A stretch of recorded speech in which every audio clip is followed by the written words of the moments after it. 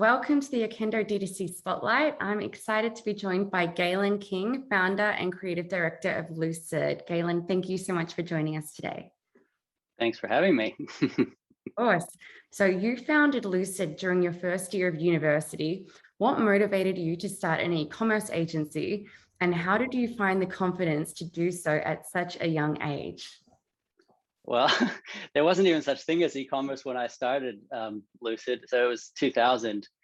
And I mean, it was really early days. I got a student job search job, and I didn't really know what I wanted to do. I was studying my first year, and I found a web design job, and I downloaded a demo of Dreamweaver and started building websites.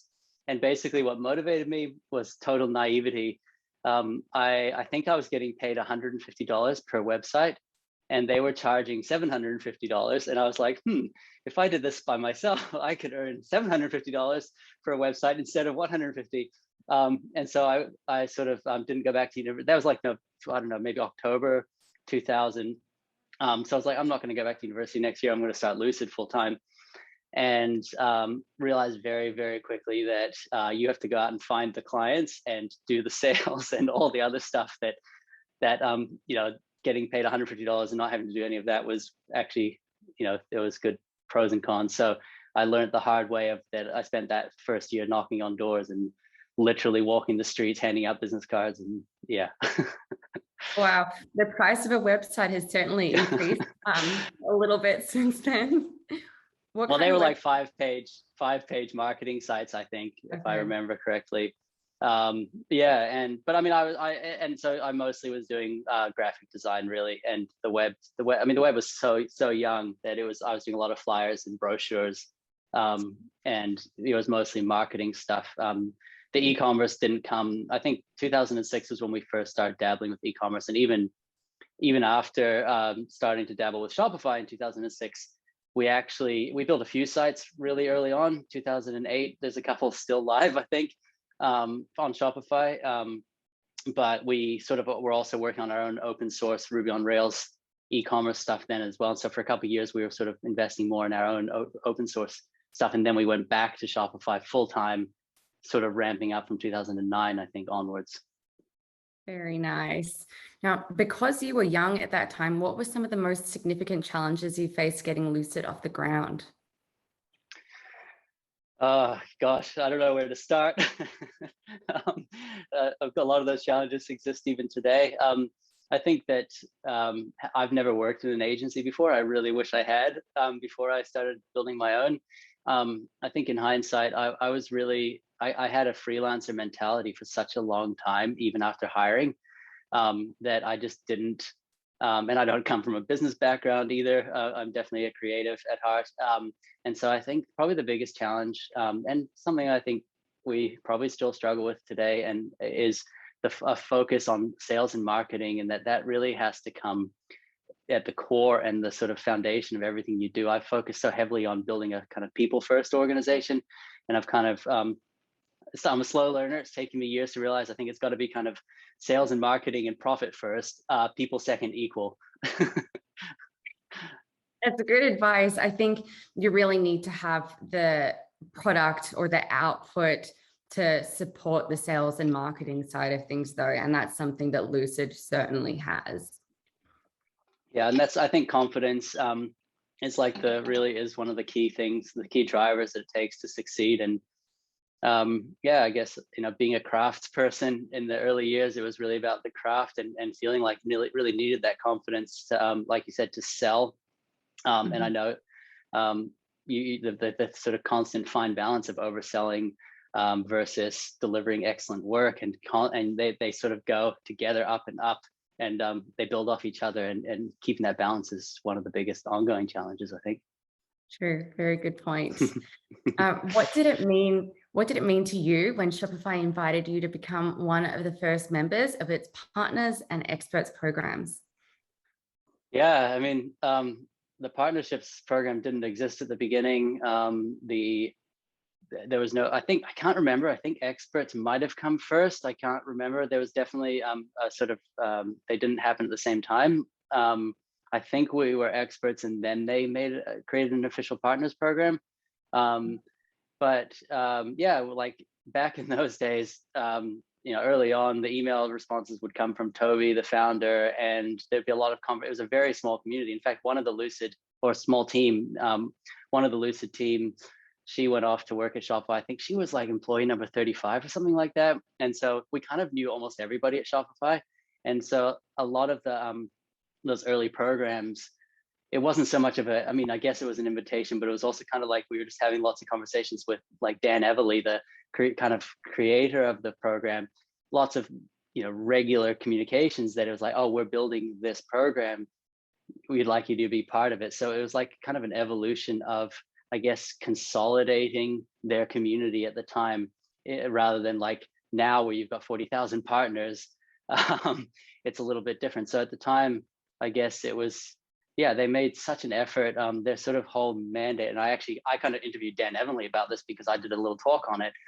Their sort of mandate from Toby and from the top down was Shopify was very focused on helping merchants be successful, and so the partnerships team, their whole mandate was to help partners be successful, building on Shopify. And so yeah, it was really taking us from a kind of just a group of people building on Shopify to, and I think this is by far, they've transformed the entire industry of app and SaaS products, really building on partnerships as the kind of core of their kind of growth and marketing plan.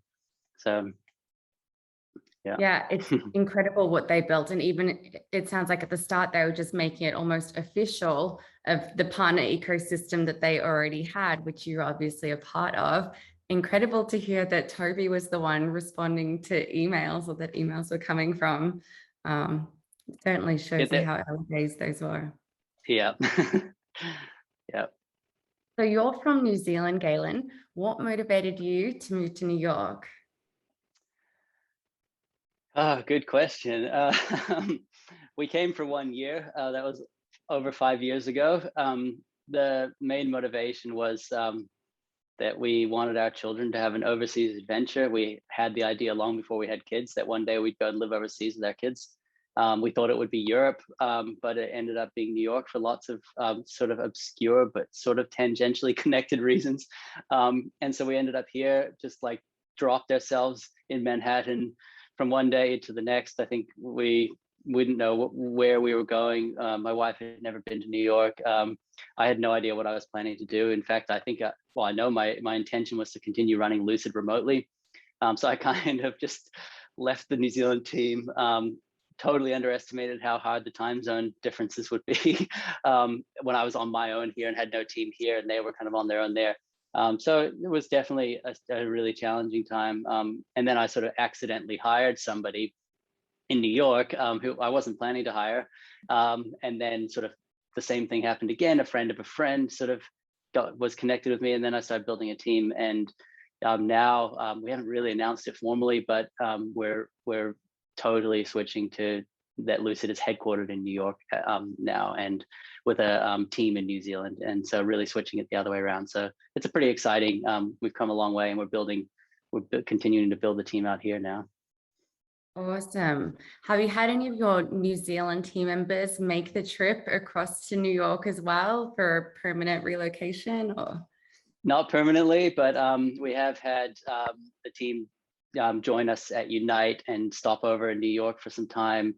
So that was when it was in Canada. So that was super fun. And quite a few of the team, a number of the team, the New York team, have visited the New Zealand team. And we had plans starting a year and a half ago for them to all start making that a more regular occurrence. And it hasn't. Obviously, then COVID hit. So we've really had to pivot. I was very, very big on in-person culture at Lucid. Really, I actually have a co-working space in New Zealand that I started in 2011 before I knew that there was such thing as a co-working space. And that's still going in New Zealand. And so I'm really big on in-person people collaboration. And so I've really had to shift.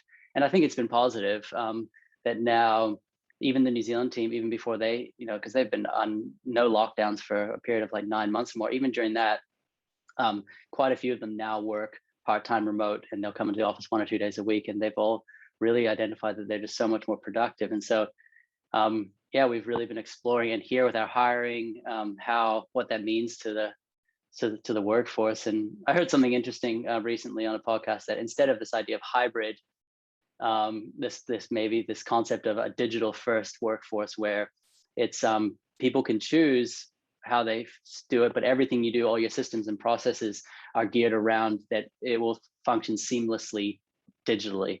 And I really like that. And so that's really what we're focusing on, is all our process, our collaboration, our brainstorming, our workshops, our meetings, all our kind of creative sessions, like making them digital first, but really starting hopefully to encourage people to start coming back into the office as well.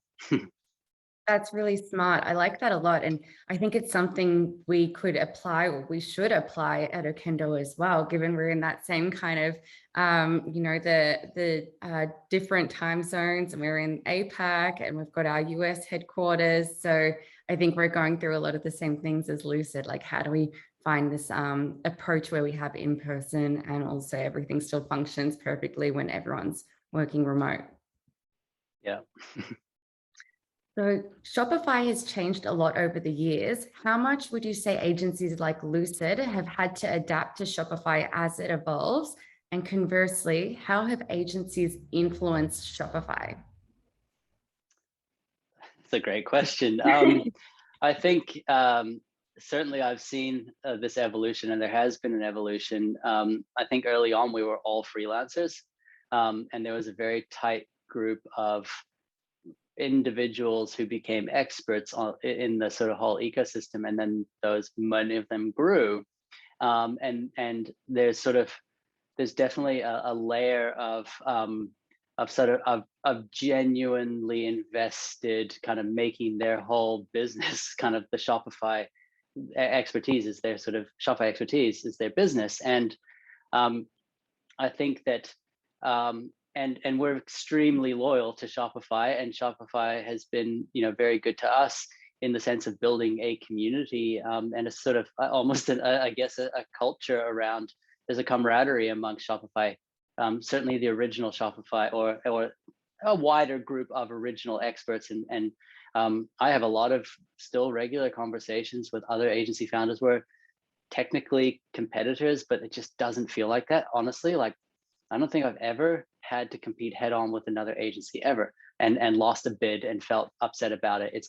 It just, there's so much work, and we're very candid with one another. We share stories, struggles, tips and things, and we kind of support each other through a lot of that growth. And so that's been really encouraging, and it definitely helped sort of, I don't know, reduce the loneliness of the founder journey a lot of the time. And I think Shopify, that comes from that culture that Dan and his team created in that partnership program, I think early on. And just, yeah, that it was kind of drinking from the fire hose in those early years. So there was just tons of work.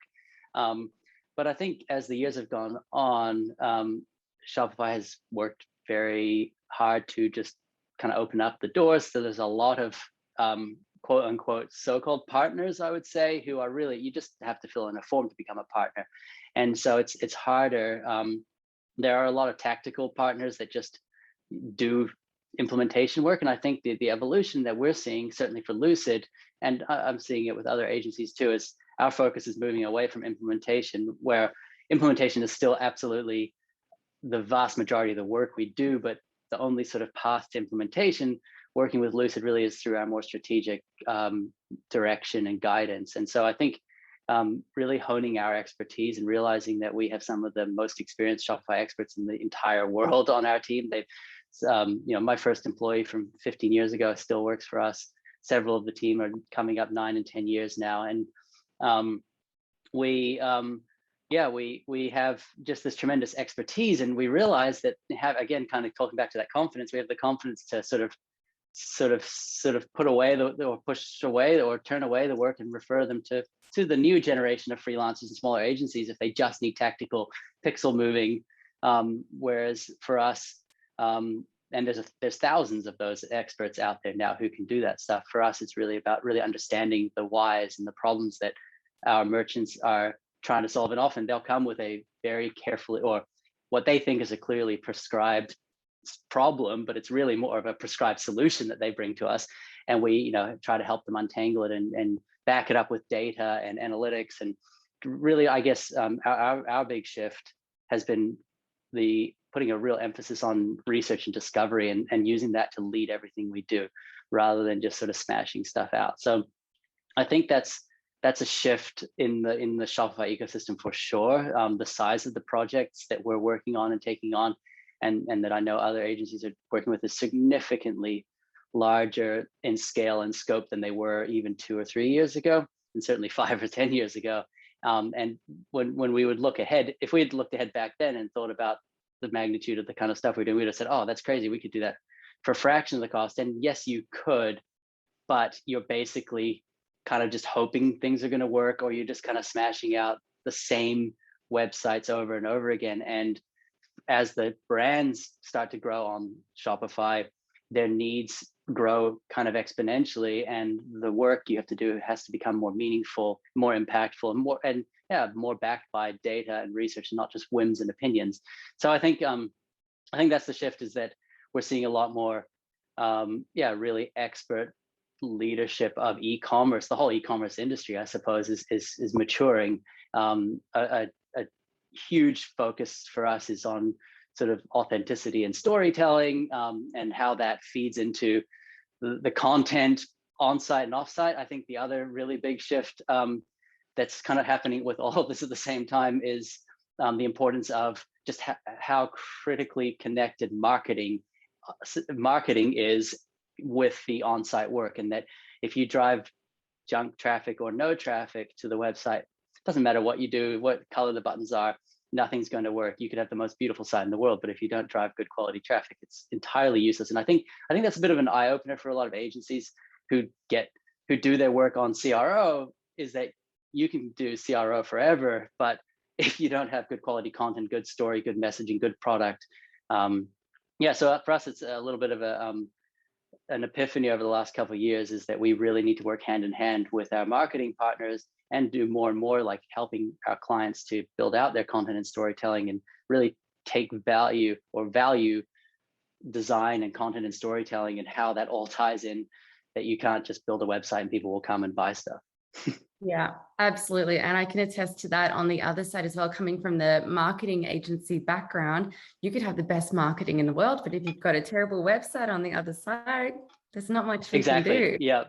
Yeah, and absolutely. And that's what's so exciting, is that they do really go hand in hand. One is it won't be helpful for very long without the other. And so that's something that we're really trying to nurture, is a more synergistic look at all the kind of connecting the dots and how everything kind of fits together, rather than, I think traditionally a lot of particularly smaller e-commerce agencies that focus just on the tactical implementation. And after a while, you realize the work you're doing isn't having as much impact as it used to. And so, we're trying to now connect more with the marketing team. So we're kind of part of one bigger team, rather than everyone working in their silos.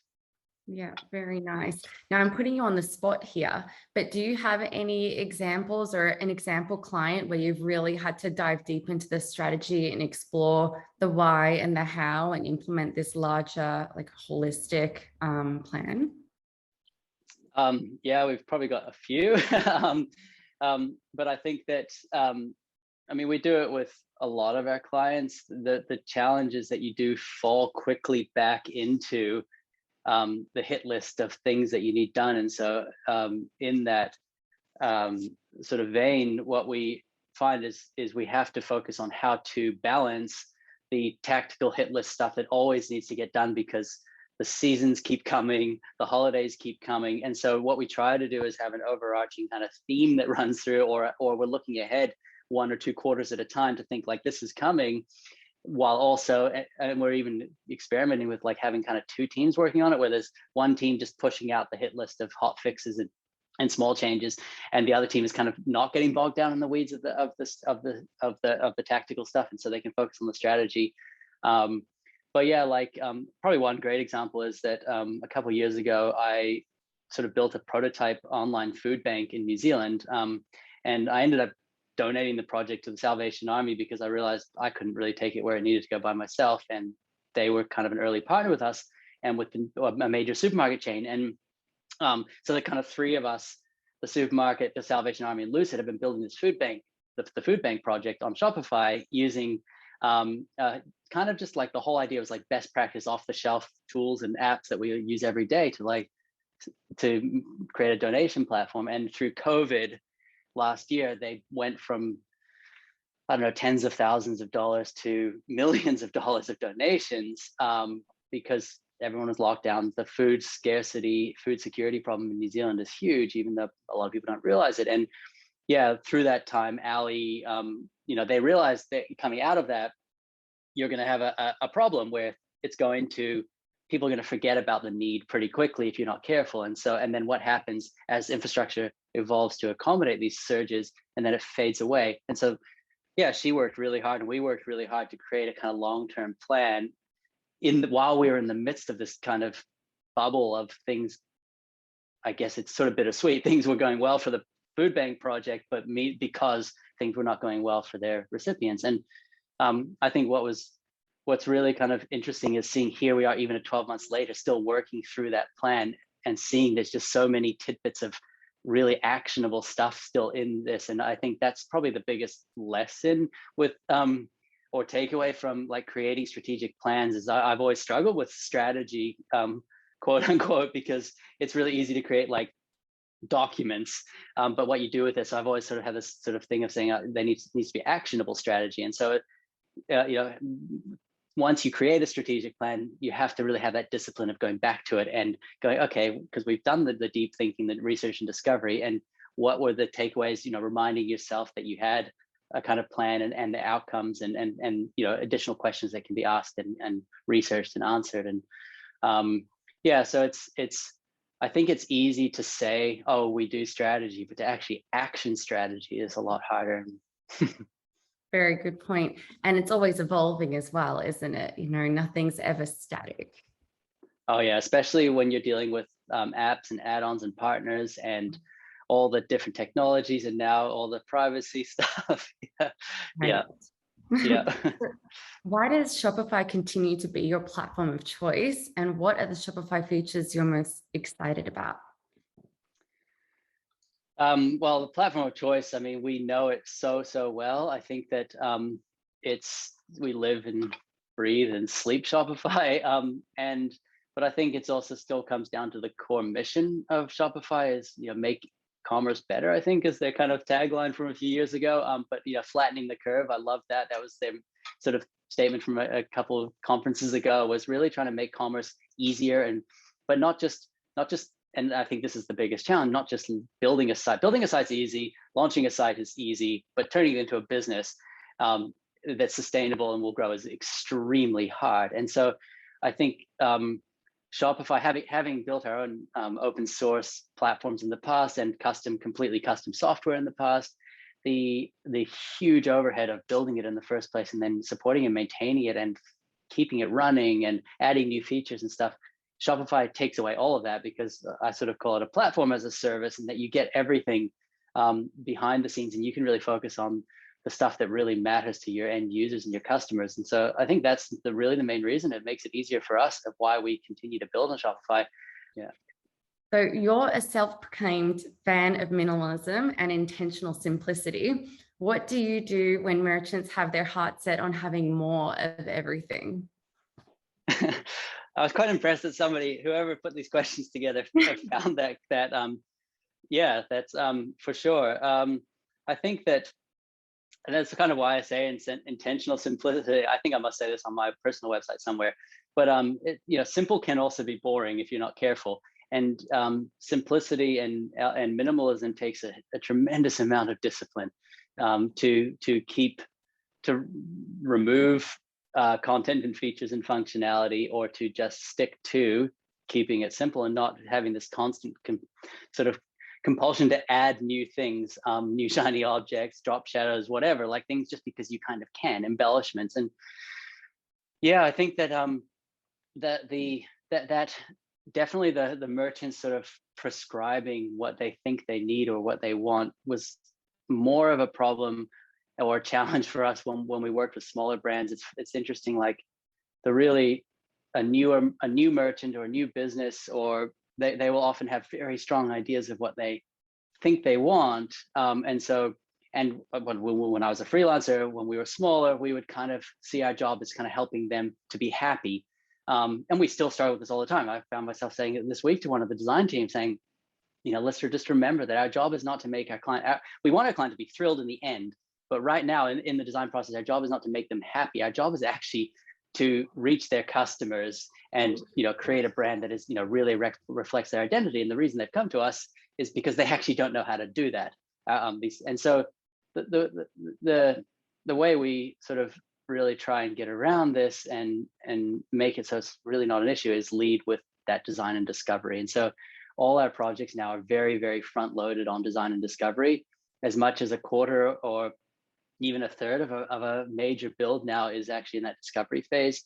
And before we even like scope and quote an entire project now, we actually flesh out the kind of like the discovery phase, which is a significant part of the project. We say, these are all the kind of things we need to figure out before we can kind of decide what we're delivering. And I think that shift has meant that we're not kind of locking in the scope of a design and build before we have any idea what questions even to ask. We have a vague idea and that's kind of it. And I think that the traditional way that agencies quote and then build is that you set up a price at the beginning. You don't really know what the whys are or the goals or the outputs or even the problems. And then because you've kind of locked yourself in, you're just really aiming as fast as you can to like build a website.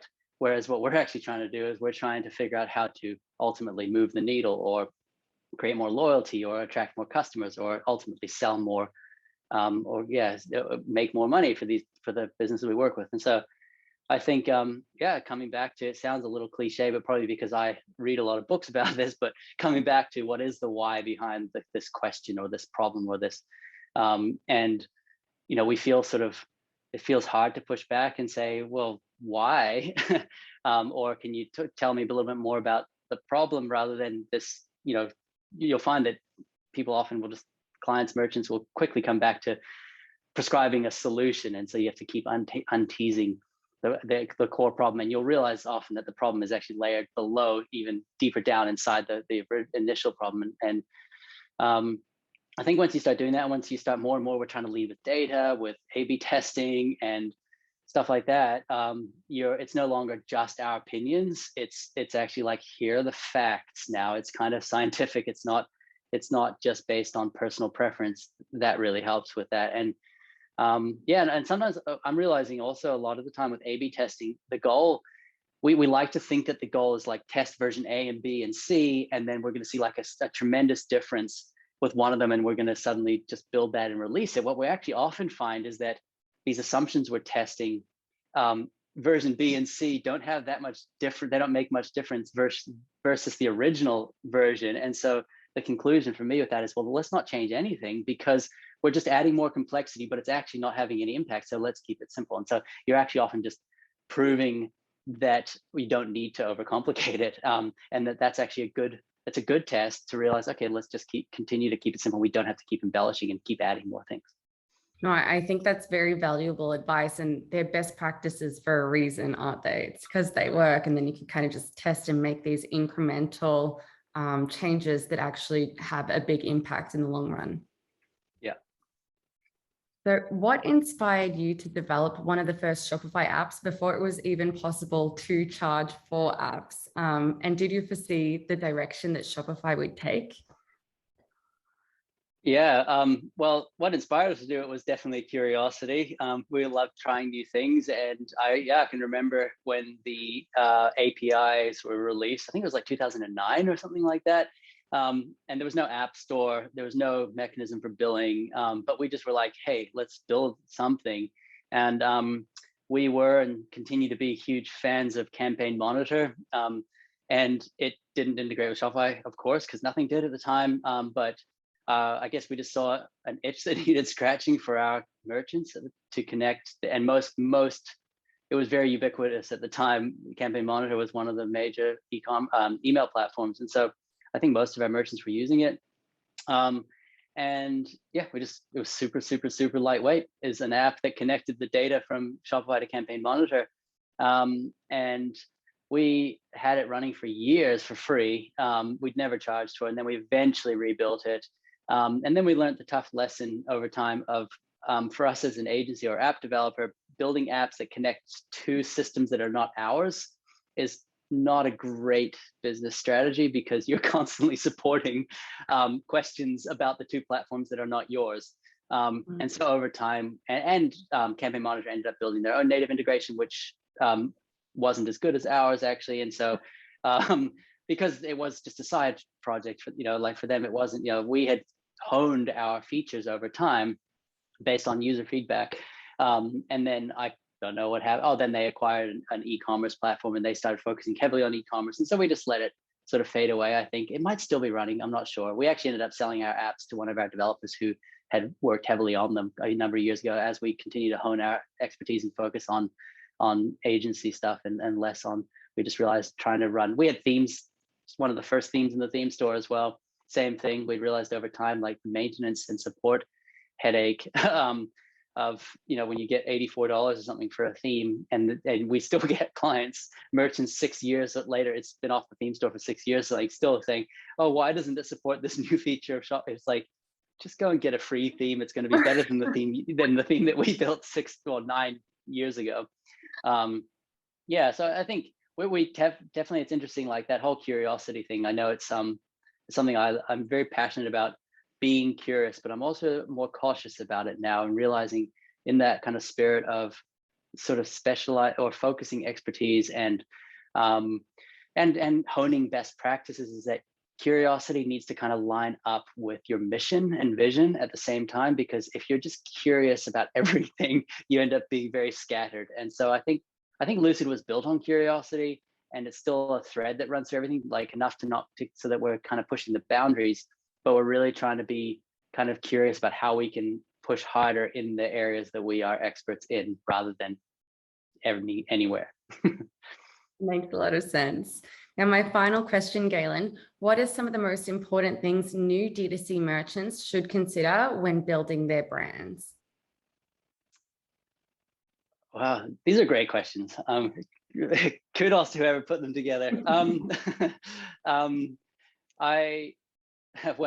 A number of things, but I guess first and foremost, make sure you have a product that you absolutely believe in. I have launched, out of curiosity, my own side projects, quite a few of them, spun up e-commerce stores. And I realized very quickly, if you're not passionate about it, you run out of things to say very, very quickly. And you need to be able to say a lot. You need to be able to tell your friends and family. You need to be able to post on social media regularly, and you need to have new and varied and interesting content to do that. And so if you're not really passionate and you just think it's, you're going to drop ship something because you think it might be popular, you're going to run out of a market very, very fast. So I think that for brands, for new brands, really think about the content and the storytelling and building a community around the product. And if you can't do that it's not that kind of product, it's going to be really, really tough. And